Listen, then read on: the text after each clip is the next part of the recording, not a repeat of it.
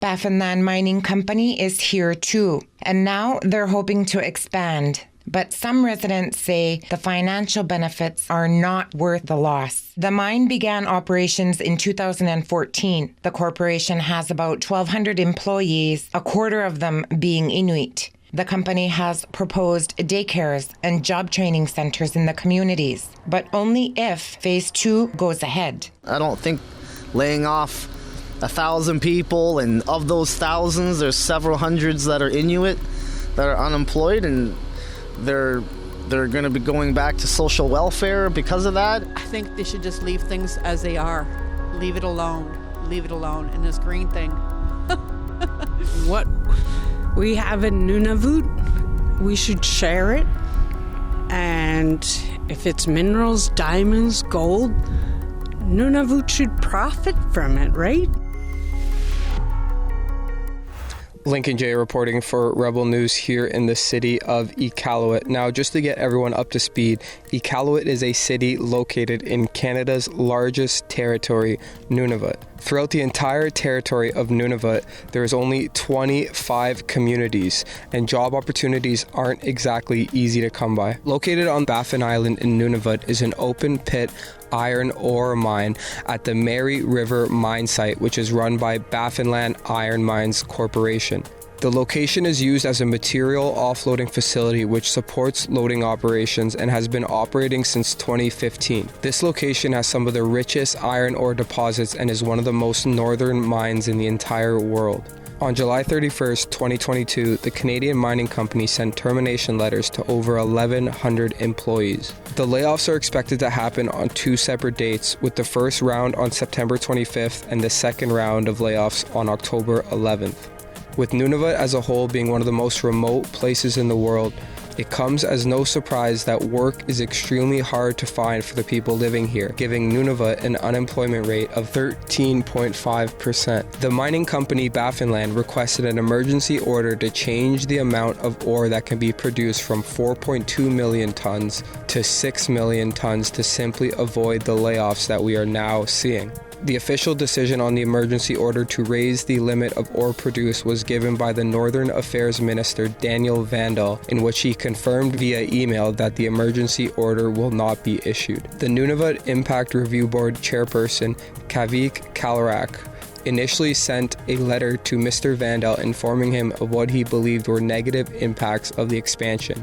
In this letter to Daniel Vandal, he stated that the operation has the potential for significant adverse ecosystemic effects. Baffinland's CEO Brian Penny spoke out after the decision, stating that our Phase 2 proposal is based on years of in-depth study and detailed scientific analysis and has considerable local support based on years of consultation with Inuit and local communities. With job security and opportunity already extremely difficult throughout the entire territory of Nunavut, the main question that comes to mind is, why does anyone want to shut down this mine that provides a job to a community that already struggles with job opportunities?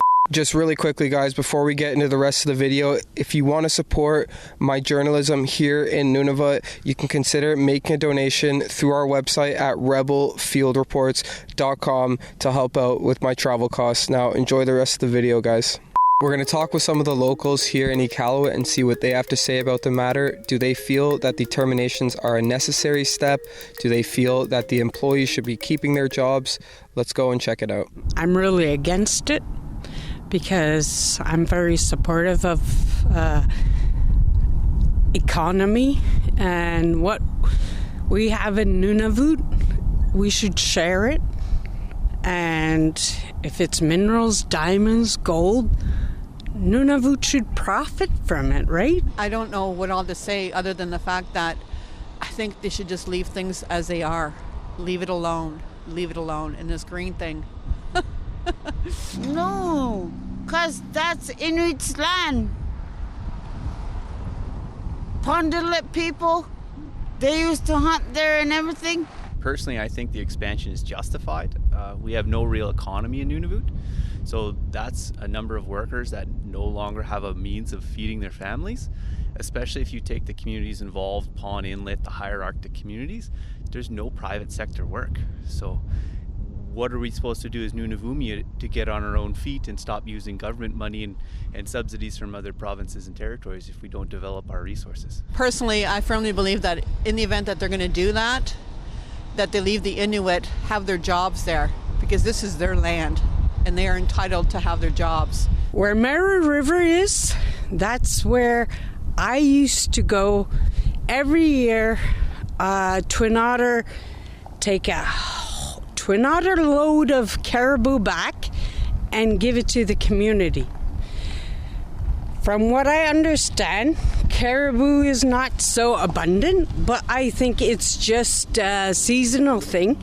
They're going to come back, like they're coming back here, right? I think there is a number of people that do believe that those jobs are important and that the time, and just to self-declare I am Inuit as well, that it's time for Inuit people especially to kind of move into a modern economy. And that is going to have to come at a cost of land development. I honestly feel that the mining industry is so important to the economy of Nunavut. You know, we don't have agriculture in other places and other provinces, so you know, the Inuit are employed.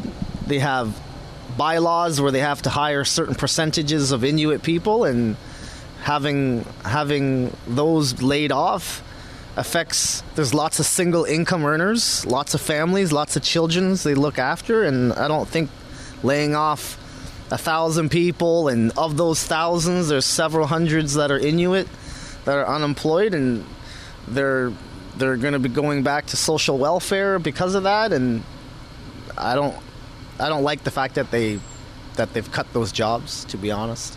Being up here in the duration that I've been up here for the last 8 years, I personally think that they should leave the land alone. Leave the land alone. And yet it's employed so many of them. They've relied on it. And I firmly believe that the government should do a lot more for them.